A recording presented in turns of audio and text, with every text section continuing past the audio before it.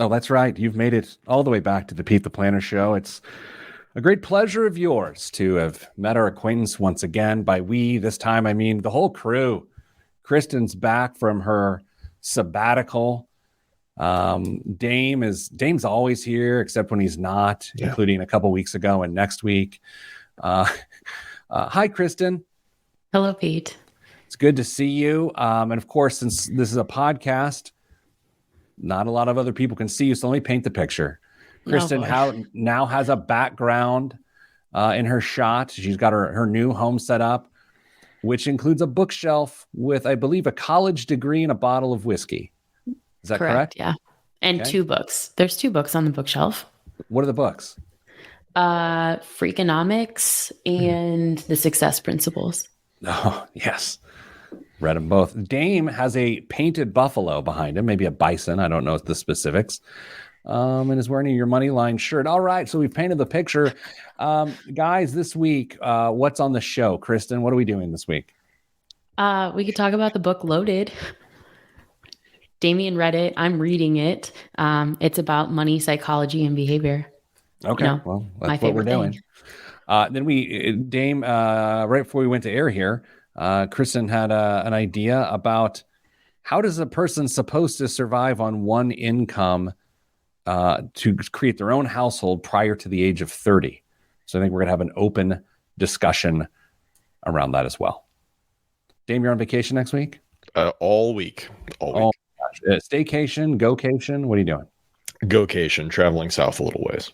Oh. Is that what they call it? No. You said staycation, so I said gocation. I will say to you all that I was in Orlando this week on business, and on the way home, we hit a storm in the plane, and it was one of those where the plane dropped by like 50 feet suddenly, and people who weren't completely buckled in gave one of those bounces. You could see some people bounce higher than others. And so I'm in this moment, I'm thinking, okay, I could die today. And then I got upset because I looked over and the guy next to me had his shoes and socks off.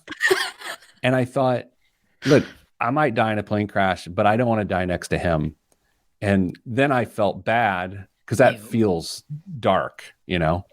Gross. Yeah. It was gross. He had toe jam. I think he had toe jam. It's what I could see. I don't have that good a vision, though. So it could have been a smudge on your glasses. It could have been a smudge on my glasses. Could have been someone's spittle from when we all bounced out of our seats. All right. Let's start the show. I hate to tell our friend Jeremiah, but not a lot of time today, so we're going to have to wrap this thing up. I've got an event in Houston via the internet, and T-minus 55 minutes. So T-minus 55 minutes in Houston. You see, it was like a shuttle launch thing. Yeah, I got it. It was actually unintended. Oh, Caitlin says hello. You're wasting time, Pete. Oh, sorry. I'm not ready. Big surprise. Can I say something real quick? My neighbor has 3 teens. One is a young man, and they have 2 older teens. And every morning, one of the teens leaves at 5:30 a.m. and double honks her horn. Nice. When she leaves, and it wakes me up every day at 5:30. And I don't want to confront a young teen woman, but I'm close. I mean, I don't know if I should say this on there, but like I've Googled arson.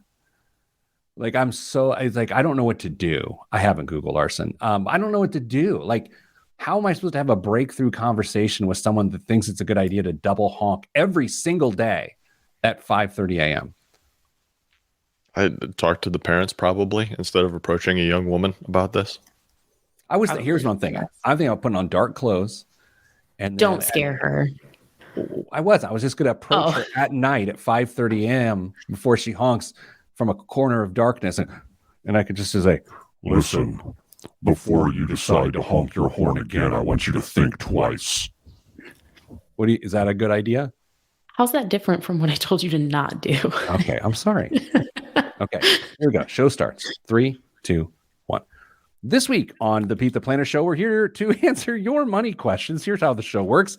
You email us, askpete@petetheplanner.com. That's askpete@petetheplanner.com, and we will answer your questions. It's amazing. We don't even say, hey, call us on a Monday and we'll sell you some stuff. That's not what we do. That's not how our show works. by our, overemphasis on the OU and R. I welcome to the show Damian Dunn. We share a namesake. We do not share a bloodline. Hello, Damian. Hello, Pete. And miscellaneous herself, Kristen Elanius, Director of Education here at Your Moneyline. Hello, Kristen. Hello, Pete.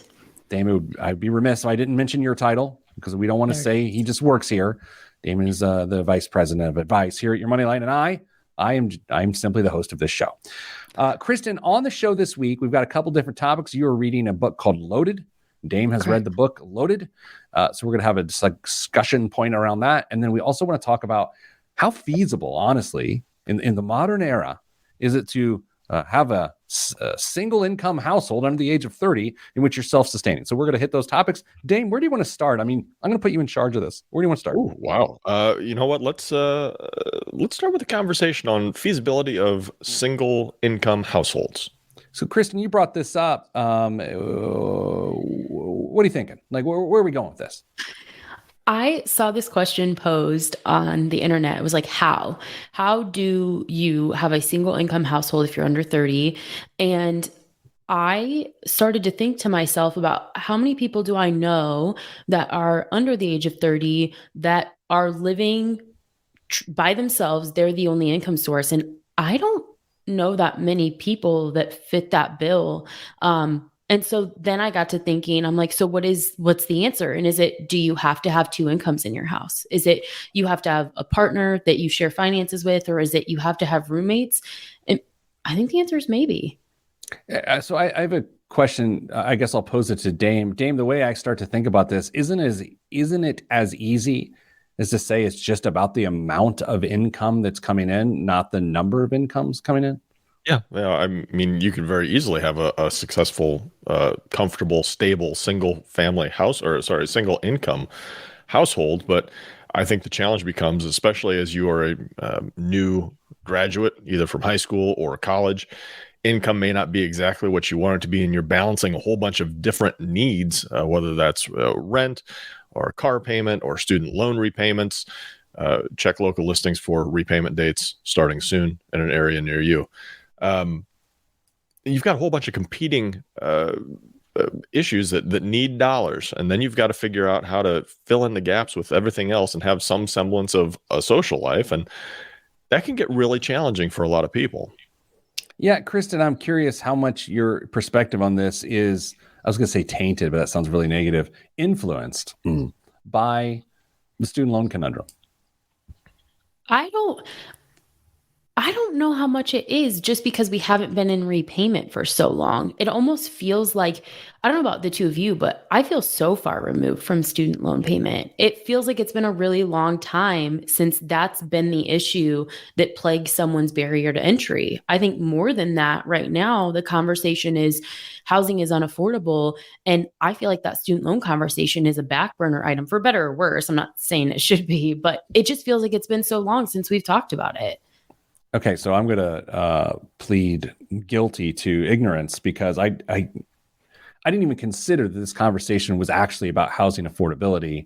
My head was going towards the other expenses in a person's life and the starting incomes of a household. But Kristen, to your point, with what's happened with not only interest rates, but the housing market, renters are up against it as it relates to rising rent. So that's the premise of this whole thing, is housing prices are possibly the reason. I think it could be that. And also, for the last couple of years, I bought a house in this ridiculous, what did we call it? Tulip mania housing market. And I purchased a house still within what I would consider to be a reasonable place, but I wanted to be far below where I ended up from a monthly payment perspective. But I could not even compete at the price point that I wanted because I was not an all cash buyer. So how is someone supposed to live below their means if below their means their competition is, hey, I'm going to give you a 10% increase in what you're asking, and I'm going to give you all cash? Like, you just can't compete with that.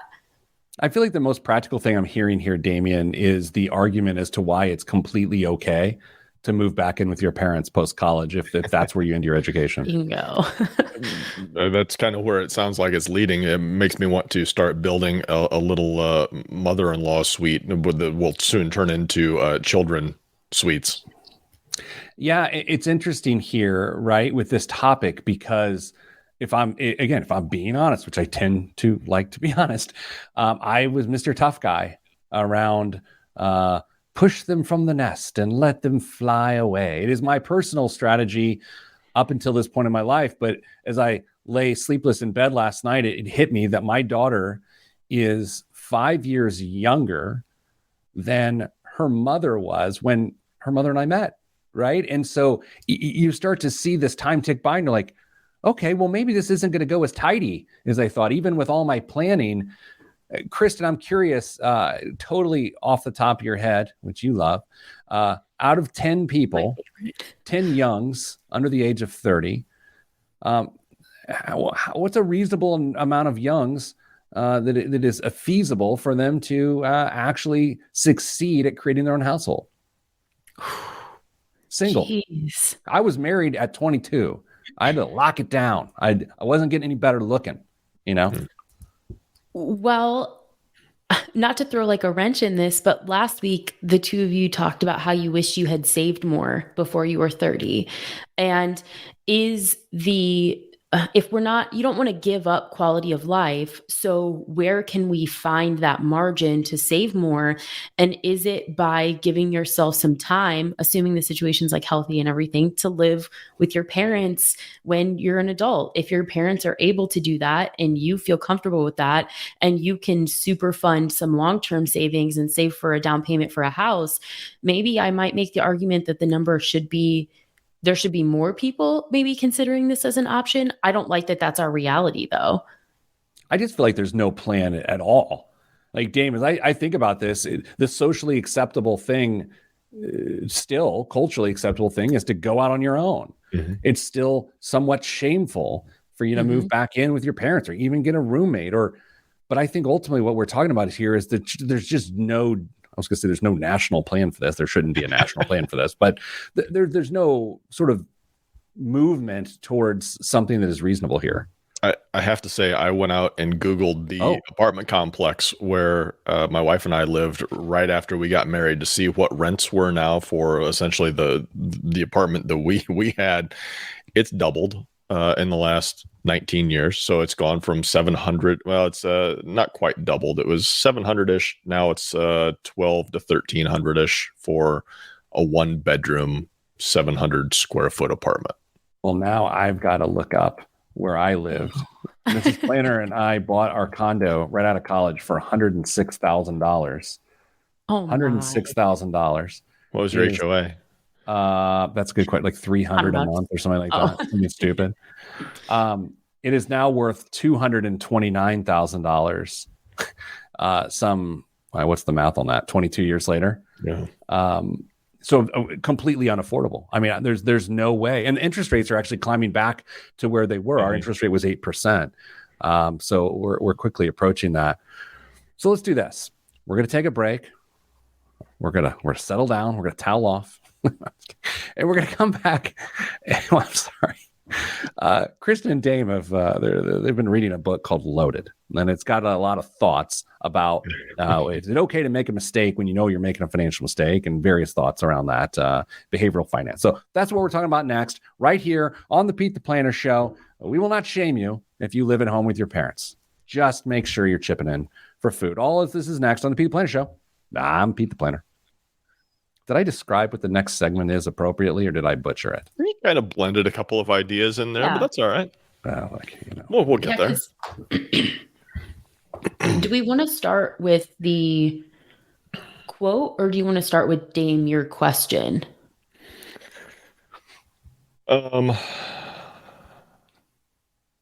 Loaded was your suggestion to me, so you choose how you want to approach this book. I don't care. It sounds to me like Kristen's coming back from the break and just tipping us off here. I think that's what it is. No, please don't do that to me. Welcome back to the Pete the Planner Show. This is Kristen, joined by there you go. But see, Dame's out next week, so it's just you and me. What if I take ill and you've got a solo show? Oh my gosh, the miscellaneous show. Oh my gosh.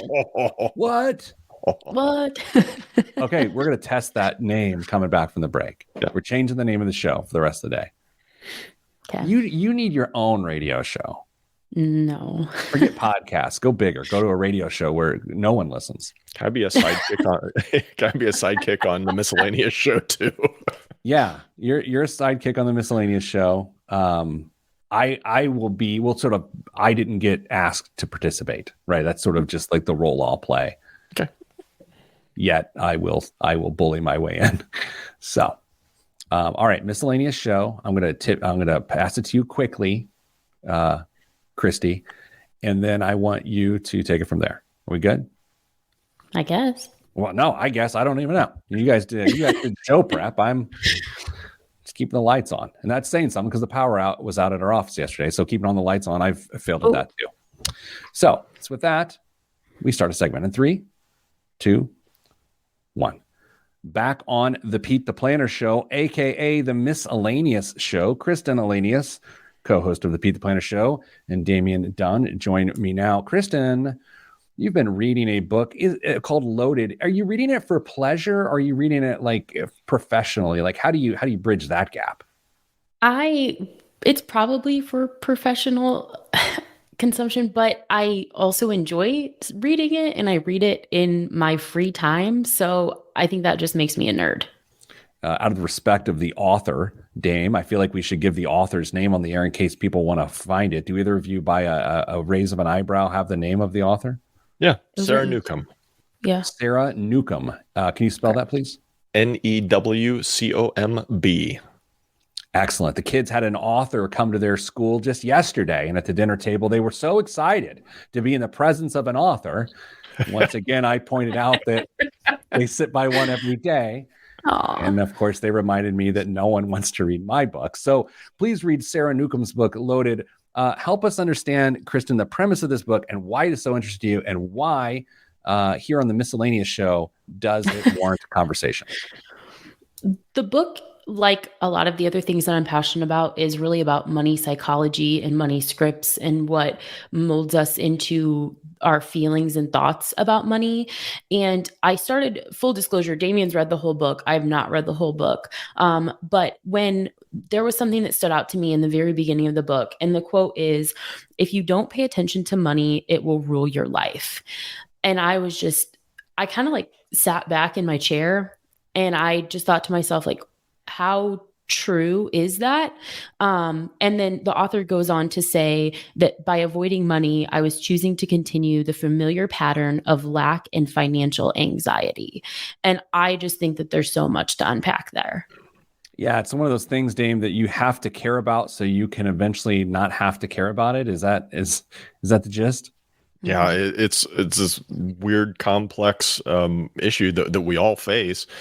And the more you care about it, the less you can care about it is essentially where it gets to. And once you get those behaviors and habits set up and ingrained into your daily life, then chances are it's not going to be much of an issue for you because you're going to be in a pretty stable situation.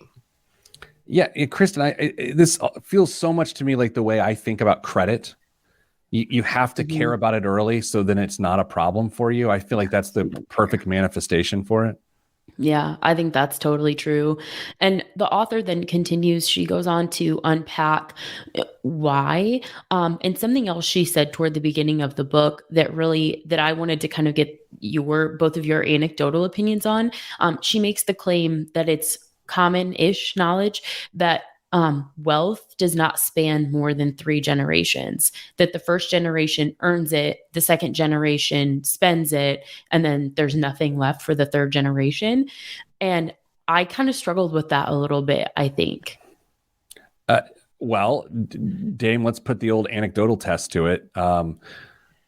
What have you witnessed? That seems about right as far as I'm concerned. Yeah, it's not too far off. I think the second generation has a better shot at maintaining it. I mean, at least maintaining it, if not building it, because they have a closer tie to the origination of the wealth. Mm-hmm. But then that third generation comes by and usually doesn't have the wherewithal or the discipline to do what it takes to make that wealth, at least a significant amount of that wealth, make it to a fourth generation. And by the time the fourth generation rolls around, it's very rare for that to continue to transfer beyond that. If you're just joining us here on the Pete the Planner Show, it's a very special miscellaneous episode today. We're trying a new brand for the show. It's called the Miscellaneous Show. Kristen Alanius is one of our hosts, and she is a miss, so it's miscellaneous. It's a good joke. Kristen, it's interesting. Every time we have this type of conversation, the one we had in the previous segment, it's hard for me now not to go straight to, man, financial literacy in our country is abysmal. It's not good. It's not good. Just the myths that you see on, I know last week we were griping, or you two were griping about social media. What? No. But yes, I was away for 1 week and it turned into the old man gripe about social media show. No, it couldn't have been. But like just the myths that you see on social media, and like access to knowledge is sometimes so wonderful, but can also be a hindrance because there's so much bad advice out there. But then back to this like generational thing and pulling from the book, I think that her claim is that because we don't pass on like good money psychology, that could be why wealth doesn't span generations. And that brings us all the way back to when we were talking about, like, if you think you're going to leave an inheritance, should you be having conversations with your kids about it? If we were having more conversations about money, more real conversations about money, could wealth span generations, or can it just not be fixed? Yeah, Dame, I keep thinking the same person that sensibly built this wealth raised the people that are inheriting the wealth. So shouldn't there be this natural congruency where the person can maintain the wealth? You would think so. You'd like to think so, but that's not the case. I mean, I don't have to go far to see how divergent behaviors and attitudes and beliefs towards money can be, because my kids, I don't want to say they're on the polar opposite end of spectrums, but one of them sees money as something to be spent readily, freely, and without much discretion. And the other one is much more disciplined and would like to save and continue to build her own net worth. And it's amazing. They hear the same conversations, they see the same stuff, but they take it in two completely different ways. Now, in spring term of my senior year in college, actually, I took gender communications, and I wrote a paper about how gender communications can get awkward at times. So every day I went to Clarksville, Indiana, and I sat at a Hooters, and I took notes as men interacted with their Hooters waitresses. This is true. This is a true story, and I wrote a paper on it. And so since I have all this background on gender communication and gender studies, I want to, I gained a lot of weight that month. I want to bring up a very awkward point, and a good point, actually. I think it is possible, now that there are many more women in the workforce earning significant dollars, that this idea of inheritance being wasted away could lessen. I think the prudence of women earning more money, I think that could actually shift this behavior. Does anyone care to react to gender scholar Peter Dunn on this? I would probably agree with that, because I just made the claim earlier this week that I think that millennial women are changing the way that collectively we think and speak and converse about money. And hopefully that's for the better. I want to believe in biasly my people. So yeah, I agree. Well, Dame, even look at sort of the financial experts out there. Not that financial experts really, control the ethos of the financial world, but a lot of the experts that I like to follow and I find interesting are this sounds creepy, are young women, right? I think that newfound sensibility, that different perspective can maybe lead to different outcomes when it comes to things like inheritances. Yeah. Female planners, women planners are really successful. And if we're talking about specifically investments, they tend to have better results than their male counterparts. So it's very possible that women are going to have a significant influence in where the financial future of the individual in this country goes. I'm not sure a month at Hooters gives you quite the credibility to make a claim on this, but I would be interested in how many free wings you got while you were there. I had hair at the time. There was this one guy that came in like every other day, and in the atrium, I don't know, foyer, I don't know what it's called. As he's going through, he would take his wedding ring off and put it in his pocket. I wrote about him. Coming up after the break, no more observations about gender, but more about money. I'm Pete the Planner. True story. The priest at my wedding, Mrs. Planner and I's wedding, told that story to the congregation, and that's nice. My wife's grandparents found that to be jarring.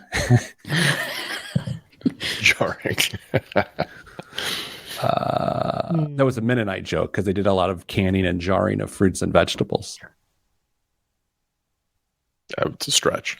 No, I mean if you knew them, you'd be like, "Wow, that one was deep." Yeah, deep cut. I think it's still a stretch. My daughter asked me, she wants me to help her with a school project in which she has to make a YouTube video. And she goes, "Have you seen modern day YouTube videos?" And I was like, "Yeah. In fact, I'll create one tomorrow at 10 a.m., an hour long one." And Kristen, she inadvertently threw you under the bus. She said, well, she did not by name. She goes, "No, not like a boomer YouTube video, but like a modern one with memes." So, I mean, Dane and I could arguably be called boomers. Kristen, you've never been called a boomer, but now you have been. No. Oh, Ollie, you precocious little lady. Dame, donuts on spring break, or I guess it's not spring, fall break. You do some special donuts for yourself? I don't know. Maybe. I don't know. I owe you a dozen based on Kristen cheating and probably letting you know she was watching the show 2 weeks ago when she was on staycation. Well, we're splitting them. I mean, she's going to get 6 and I'm going to get 6. Hey, guys, I'm not going to be on the show. I think October 14th, maybe. So I think we're going to do a best of, or I might just turn the keys over the castle to you two peoples. We can discuss further. Oh, we shall discuss. All right. Is there enough meat on the bone left of Loaded, especially as it relates to mistakes that are, they're mistakes? Like, we can do that, right? Yeah. I mean, the question that I had was, is a financial mistake always a mistake? And the example was someone buys a house they objectively can't afford, but they end up walking away with I like that. 50 grand in equity after 18 months because of a ridiculous housing market. All right. Can you just bring us back? Yeah, sure. Okay. Yeah, you give me a little head nod, a little touch of your nose, and then we'll be ready to go. Okay, looks like a yes. It's a baseball thing. It's a baseball thing. I'd give you the indicator first, and then that. Yeah, that's right. Okay, in 3, 2, 1. Back on the Pete the Planner show, this is Damian Dunn, Vice President of Advice at Your Moneyline, joined with Peter Dunn, CEO of Your Moneyline. Oh, it's a little much. Hi, right, how are you? We keep titles out of this for me. I think it gets awkward. You've earned that title. Come on. No. Thank you very much. Just call me the Planner, and who's actually not a financial planner anymore, which is the great irony of this whole darn thing. Yeah. And I've already screwed this up because it's actually welcome back to the miscellaneous show. Yeah. Joined by Kristen Elanius, Director of Education at Your Moneyline. Kristen, a thought occurred to me earlier this week. And that thought was, is a financial mistake always a mistake? Here's something for you to chew on. If someone buys a house that they objectively can't afford, but they turn around and sell it 18-ish months later, the last 18 months, and they walk away with $50,000 of equity, was that mistake still a mistake? I do not. I think Pete likes this question. I don't like this question. I don't, because the first place that my mind goes to is, what did you sacrifice in the interim to be able to afford something that wasn't objectively affordable? So were you contributing less to retirement? Was your mental health in jeopardy because you maybe felt like you couldn't make those payments? You might feel in the end that it was worth it, but for those 18 months, what did you sacrifice? Yeah, Dame, here's where I would go with this. And I can't believe I'm saying this. Isn't it just a calculated risk? No. I mean, isn't it? I would note sometimes people take terrible calculated risks. Like they calculate the risk, but I think they underestimate the risk and they still come out on top. But ultimately, it's just a calculated risk. That's where I ended up with it. Actually, Really? this morning is it nothing more than just a horribly calculated risk at that point? But because I'm thinking about my example, buying a house that you objectively can't afford. If you know you can't afford it going into it, but you're going to try and take advantage of a housing market, then it's a risk, right? And it's not necessarily it's only a mistake if it doesn't work out at that point. It's a risk. And I'm wondering how many other things that we could find in somebody's financial life that might fall into a potential category like this. Oh, I like this because my first thought was I try to put a everyday life metaphor. And Kristen, I thought, okay, well, let's say I'm texting and driving. Isn't that some level of a calculated risk other than the fact that there's no payoff, right? So what is interesting about a financial calculated risk is that theoretically there is a great payday that comes of it. So, Kristen, let's say you don't buy term life insurance, and the term and life insurance you didn't buy would have covered you for 20 years. You didn't die within the 20 years. And it was a calculated risk because you're like, well, I don't plan on dying, like people love to say when they don't want to buy life insurance. Was that a mistake? Well, hopefully, if you decide not to do something like that, it's because you've weighed a need. Like, just because you decide to not do something, it could just be because there isn't a need there. Like, full disclosure, like I don't have any intention of buying additional life insurance. There's no need there. Like no one is financially dependent on me except for my dogs. Sorry, Caitlin. So, I mean, she would get my dogs in the event that something happened to me. But like, I don't know that I would call that a calculated risk. I think it would be that I determined there wasn't a need. I think there's a difference. Okay, interesting, Dame. As a person with someone depending on your income other than the local Subway sandwich shop, that was a cut at Kristen, actually. Yeah, no problem. Anytime. Do you view that differently? Because I view that differently. I'm assuming the person has a need and they're just choosing not to buy it. Is that the same example of buying a house you can't afford and then benefiting from it? I think life insurance is a little bit different because there are a number of factors that could change over that 20-year time period, anywhere from a family situation to a health situation where you may need insurance in the future, but all of a sudden you are rendered uninsurable. So I think there's always a need for some level of life insurance, but I've heard worse excuses to not do something. Well, I mean, how can we not talk about things like crypto or meme stocks or just day trading in this regard? I mean, aren't those calculated risks that are often miscalculated that may work out? And was it a mistake to do it that way? I don't even think they're miscalculated risks. I don't think people view them as risks at all. They are just bought into lock, stock, and barrel and to the moon because that's the only place this goes. That's exactly what I was thinking is like, can it be a calculated risk if there wasn't a proactive thought process involved? And I'm not sure that there is one.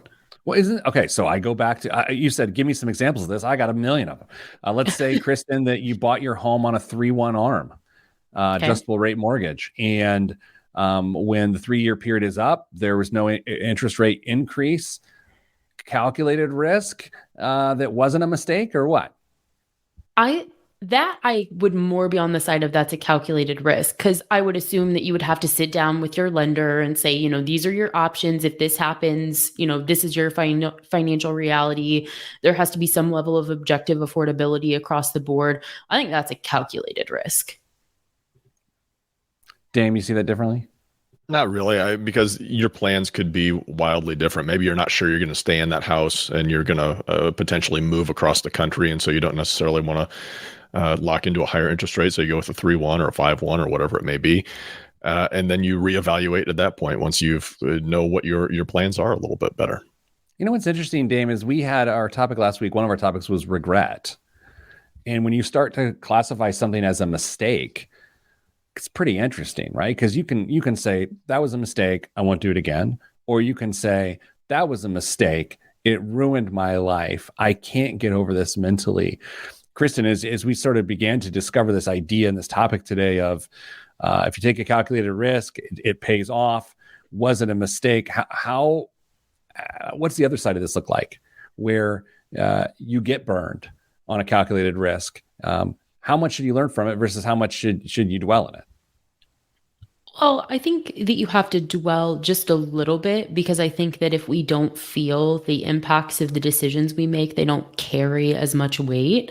But you have to find a way to say that the other reality too is that you're likely never going to be able to replicate that same financial decision exactly as you did. Your income could be different. Your household size could be different. We could be at a different place from a global economics perspective. Like, it's very unlikely that you will find yourself in the exact same position, or that you could have known exactly where you sat when we consider all those factors too. So you have to give yourself a little bit of grace as well.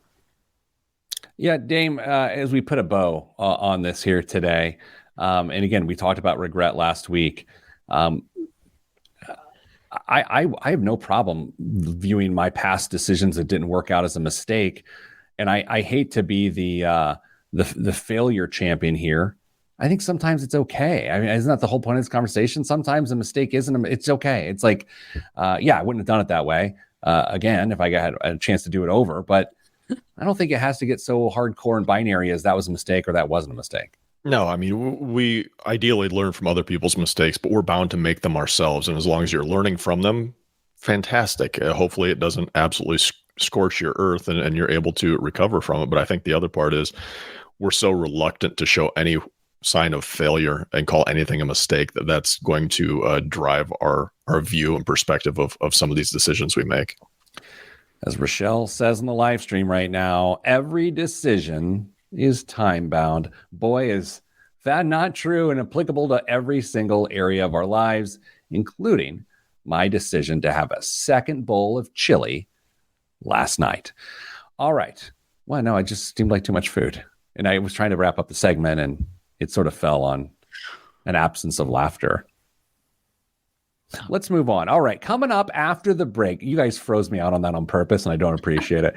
Coming up after the break with that fake laughter, biggest waste of money of the week and the news right here on the Pete the Planner Show. Yeah, I'm Pete the Planner. You guys, I have something I need to admit to you that may explain this entire show. Mm-hmm.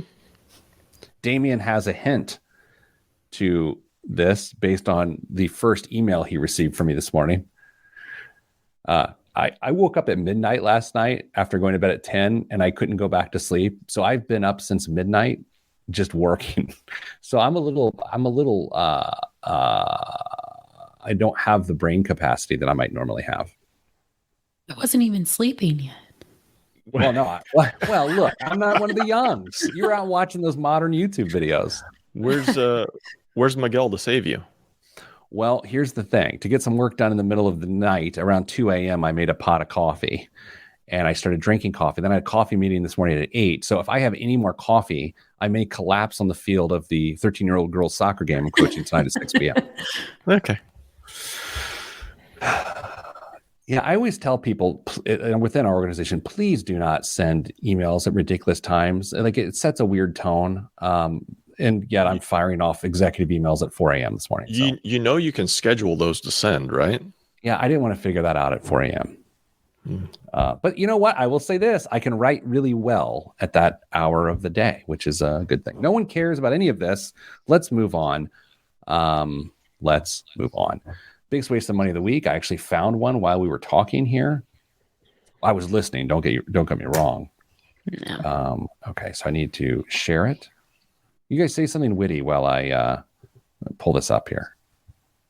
I love it when he does that. The pressure to just come up with something witty. I need a list of dad jokes that I can just say when he needs to step away for a moment. That'd be fabulous. I don't think you guys understand the number of times when someone says, "Oh, you're a comedian, tell me a joke." And like, no comedian just has a joke loaded up, ready to go, especially a former comedian. That wasn't even that funny. I had one of the steps in a job that I had prior to joining your illustrious organization included a interview with a psychologist. And at one point, he leans across the table and goes, "Tell me something funny." Ooh. And I just started laughing. I just started laughing at him. I think that's the only reaction you could have. Yeah, I was like, that's impossible. Dame, you remember that story I promised to tell you that I said I wouldn't tell you on the air? Oh, are you going to tell me on the air? I'm going to tell you on the air, but I'm going to alter it a little bit so that I can tell it on the air. Okay. I was in an Uber in Orlando. Sorry, Kristen, I'll change that view. Thank you. I was in an Uber in Orlando on, I don't know what day, Tuesday maybe. And I'm going to my hotel, and the driver, very friendly man. I don't think his accent, he had an accent to suggest that maybe he wasn't domestically born here, or he certainly was raised in a community that has an accent, which I think plays into the story a little bit, just from a cultural standpoint. So we're riding along. He's listening to some great music, and his phone rings, and the caller ID pops up on the dash so I can see it. And it says, baby number one is the actual caller ID. It says baby number one. And so it's a woman on speakerphone who picks up, who's has a similar accent, and she's pregnant. She's telling him about how things are not going well. And he said, I'm not going to do the accent because that seems incredibly offensive. He said, you have a terrible attitude. And as Zig Ziglar says, tough times don't last, but tough people do. And then she said several choice words, both in English with an accent and then another language. I didn't know the profanity in that language, but I could sense the profanity in that language. And she said, you know what? Forget you and forget your Zig Ziglar, and then hung up. And then he just shook his head and he said, she needs to read more. And I was like, this is the strangest moment of my life, sir. And 5 stars. 5 stars. I was just going to ask, did you give him 2 stars? 5 stars for that for this content on the radio? Are you kidding me? Yikes. You get some of the best interactions. I mean, the hotel bar story from a few years ago. I know.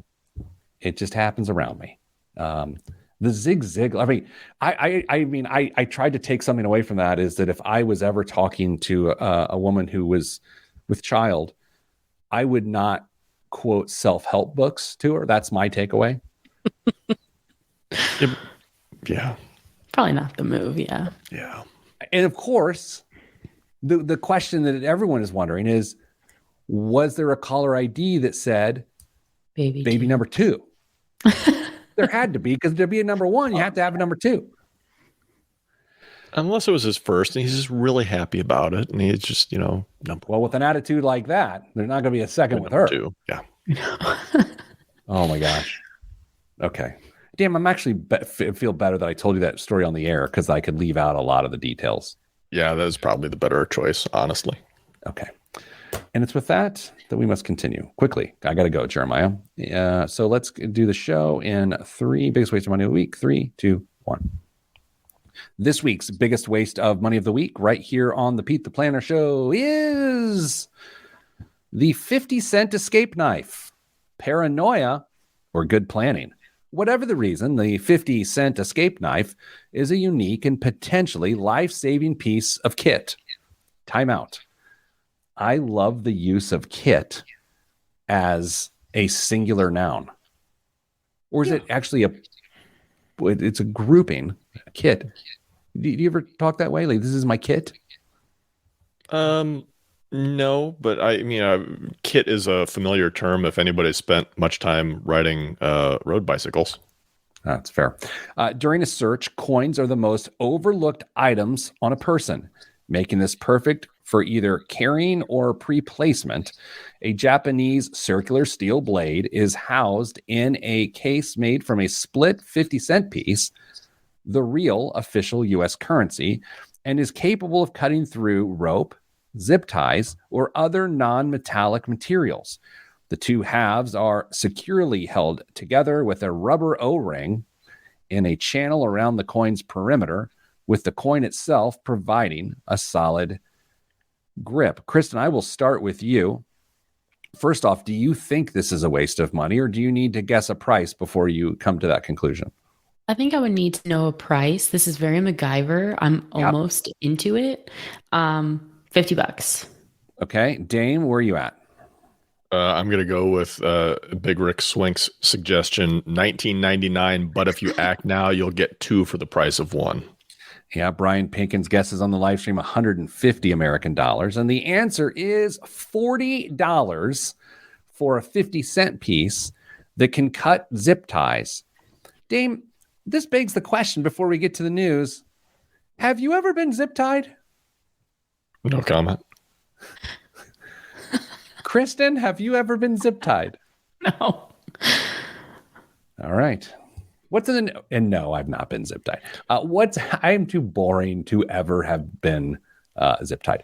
Dame, what's in the news this week? Pete, there are plenty of modern YouTube videos that can show you how to escape from zip ties, by the way, just in case you ever want to learn that skill. Okay, noted. With his 60th dinger of the season Tuesday night, Yankees slugger Aaron Judge is on pace to break the long-standing American League home run record in the next few games. And if you happen to catch one of those home runs, you could be on pace to finally afford a house. Given Judge's lack of performance-enhancing drug controversy and his popularity among baseball fans, experts are estimating that his 61st home run ball could fetch anywhere from $250,000 to more than $2 million at auction. His 62nd and record-breaking bomb shot, homer, moonshot, whatever. It's some really bad copywriting. It doesn't matter. I should have edited that. That's totally on me. I apologize. Has an estimated value of between $500,000 and $5 million. For that reason, Yankees tickets prices have ballooned to $960 on StubHub, with some eclipsing $4,000 on the secondary market. Dame, wait a minute. Okay, Kristen's got a question. The ticket prices are going up because people hope that they'll be the one that catches the maybe 61st home run for a ball that might be worth. Okay. Calculated risk, which could be a mistake. Yeah, right. Financial regret. Dame, here's the question that obviously is going through most people's minds. And it's just you and me. So I think you just need to focus on me and don't worry about anybody else. Let's say you're there and the ball comes to your area and there is a scrum. And there is an 8-year-old girl who has the ball almost in her grasp. Do you shove the girl and take the ball? Almost in her? I mean, give me a little bit more definition on this. Very small hands barely fit around the ball. Oh, so it's like she's got fingers on it. Yeah, but they're very small and weak. It's her. No, I'm not stealing a baseball from an 8-year-old, even if it's worth $500,000. Kristen nodded yes. I don't know. It might be mine. All right. Well, Damien, I'm just making a note in the HR file to not let you volunteer. Oh, actually, you said yes. It's Kristen. It's Kristen that I have to worry about. It's her HR file. Sorry, forgot. Dame, what else is in the news this week?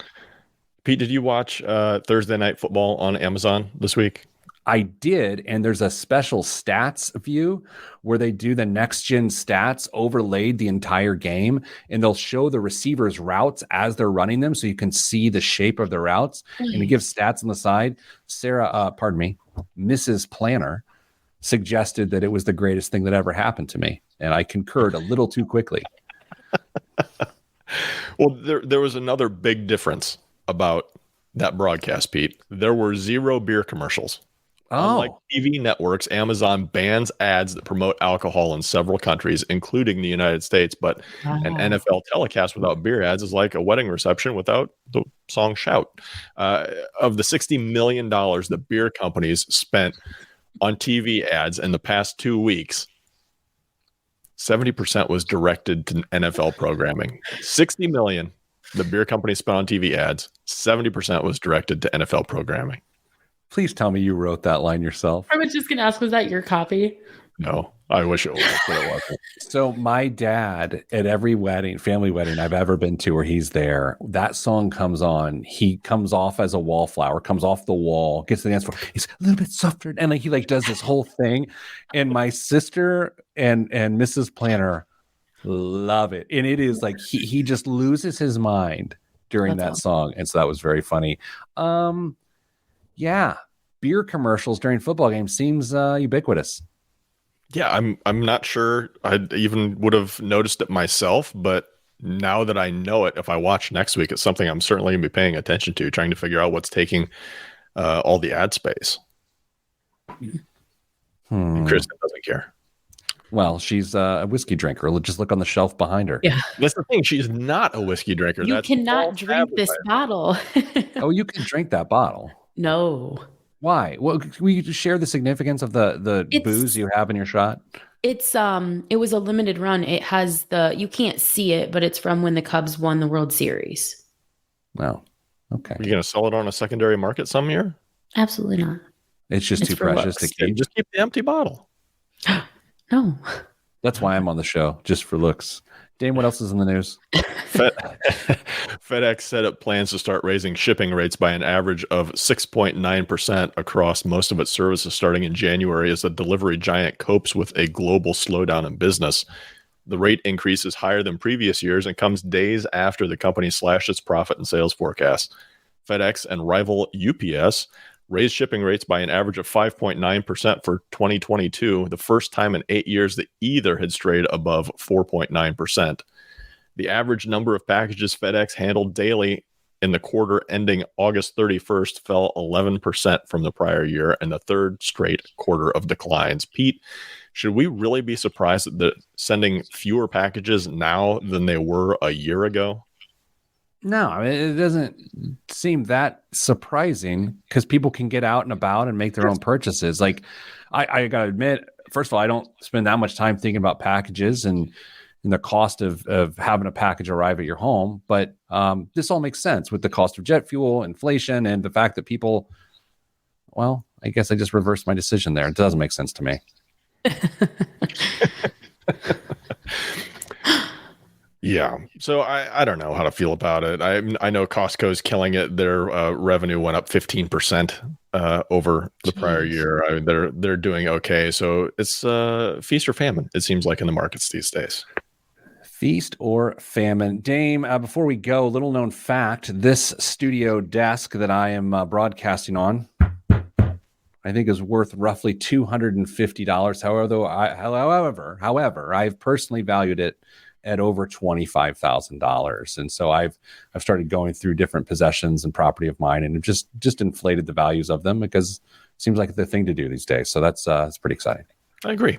Yeah, absolutely. Well, Kristen, welcome back to the show. Glad you're here. The first miscellaneous program was a great success. Next week, it's just miscellaneous and myself as Dame gets a little R&R. Okay. Sending good vibes because good vibes are all that's in the budget. I'm Pete the Planner. This is the Pete the Planner show. Okay, everybody. Dame? Yeah. You want to say anything before you go? Because you're not going to see the people for 2 weeks. Well, the people aren't going to see you, I guess. Be kind and take care of someone. Oh, it's lovely. Kristen, you can't beat that. Do you want to say something worse than that? Yep, there it is. No. Okay. All right. I got to go. I'm needed in Houston, Texas via fiber internet. So best of luck with your lives. Both my co-hosts and those listening, stay getting money.